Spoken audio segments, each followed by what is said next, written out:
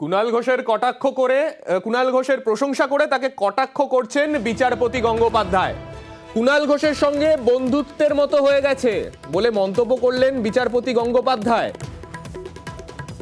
আমি চলে যাব আমাদের প্রতিনিধি অর্ণবের কাছে। অর্ণব, বিচারপতি গঙ্গোপাধ্যায় ঠিক কি বললেন, কি কটাক্ষ করলেন?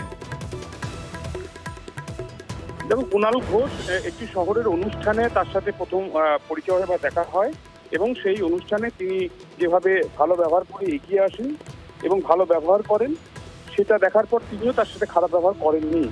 এবং এই জায়গাতে কিছুদিন আগে আমার চেম্বারে তিনি এসেছিলেন এই মানুষটা, এবং আমার চেম্বারে আসাতে আমি নিজেই অবাক হয়ে গিয়েছিলাম। ওনার একটা উপন্যাসের বই আমাকে পাঠিয়েছেন, বেশ ভালো লিখেছেন, লেখার হাতও খুব ভালো।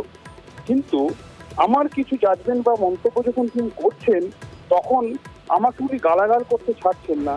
শুধু তাই নয়, আমাকে টুল নিয়ে বাইরে বসতে বলছেন, এজলাসের বাইরে গিয়ে টুল নিয়ে বসতে বলছেন। মাঝে মধ্যে আমার খবর নেন। এই পুরো বিষয়টাতে মানুষটা খারাপ না, আমি একটা অনুষ্ঠানে গেছিলাম, সেখানেও আমার সাথে উঠে দাঁড়িয়ে এসে কথা বলেন, আমিও কথা বলি। কিন্তু কুণাল ঘোষ তার সাথে আমার বন্ধুত্বপূর্ণ আচরণ এমন একটা হয়ে গেলেও আমাকে তিনি যেভাবে গালাগাল করছেন, টুল বাইরে বসতে বলছেন, সেটাতে আবার কুণাল ঘোষের তিনি কটাক্ষ করেছেন।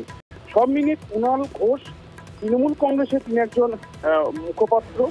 সেই জায়গা তার সাথে একটি অনুষ্ঠানে তার আলাপ হয়, পরিচিতি হয়, এবং যে মানুষটা ভালো বন্ধুত্বের পরিচয় দিয়েছে, সেই বন্ধুত্ব রয়েছে। উনি উপন্যাস পাঠিয়েছেন, তার হাতের লেখা ভালো, প্রশংসা করলো। আবার কুণাল ঘোষ তার যেভাবে সমালোচনা করেছেন, সেটা নিয়েই তিনি কটূক্তি ছড়িয়ে দিয়েছেন কুণাল ঘোষের উদ্দেশ্যে। বলেছেন আমাকে টুল নিয়ে বাইরে বসতে বলছেন। অর্থাৎ কয়েকদিন আগেই সন্দেশখালী নিয়ে বিচারপতি অভিজিৎ গঙ্গোপাধ্যায় মন্তব্য করার পরই কুণাল ঘোষ চাটাচোনা বসায় পার্টির তরফে তিনি আক্রমণ করেন তৃণমূলের স্পোক্সম্যান হিসেবে। সেই বিষয়টাই আজ এজলাসে আসে, যখন রাজ্যের আইনজীবীদের প্যানেলের আইনজীবী সুপ্রিয়া চট্টোপাধ্যায় এবং কলকাতা হাইকোর্ট বার অ্যাসোসিয়েশনের সম্পাদক বিশ্বব্রত বসু মল্লিক এজলাসে ছিলেন। ধন্যবাদ অর্ণব।